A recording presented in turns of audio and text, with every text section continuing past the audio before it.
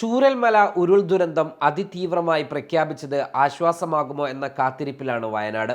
ദേശീയ ദുരന്തമായി പ്രഖ്യാപിക്കണമെന്നായിരുന്നു സംസ്ഥാനത്തിന്റെ ആവശ്യം. പുനരധിവാസമടക്കം ആശങ്കയുടെ മുൾമുനയിൽ നിൽക്കവേ ദുരന്തമുണ്ടായി കൃത്യം 5 മാസം പൂർത്തീകരിച്ച ദിവസമാണ് കേന്ദ്ര ആഭ്യന്തര മന്ത്രാലയത്തിന്റെ പ്രഖ്യാപനമുണ്ടാകുന്നത്.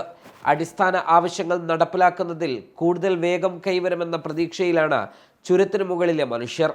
കേന്ദ്രത്തിൽ നിന്ന് ആവശ്യമായ സാമ്പത്തിക സഹായം കൂടി ലഭിക്കുന്നതോടെ സ്ഥലമേറ്റെടുക്കൽ നടപടികളും പുനരധിവാസ ടൗൺഷിപ്പുകളുമെല്ലാം യാഥാർത്ഥ്യമാകുമെന്നും ദുരന്തബാധിതർ പ്രതീക്ഷിക്കുന്നുണ്ട്.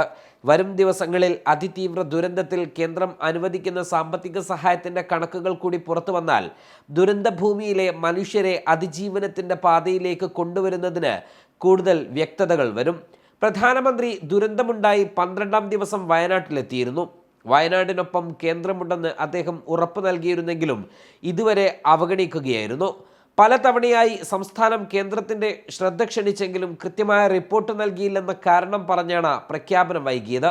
വിഷയത്തിൽ പ്രിയങ്ക ഗാന്ധിയുടെ നേതൃത്വത്തിൽ കേരളത്തിൽ നിന്നുള്ള എംപിമാർ ആഭ്യന്തരമന്ത്രി അമിത്ഷായെ നേരിൽ കണ്ട് ആവശ്യമുന്നയിച്ചിരുന്നു. ഇതിൻ്റെയും സംസ്ഥാന സർക്കാരിൻ്റെയും ഇടപെടലുകളാണ് കേന്ദ്രത്തിൻ്റെ കണ്ണു തുറപ്പിച്ചത്.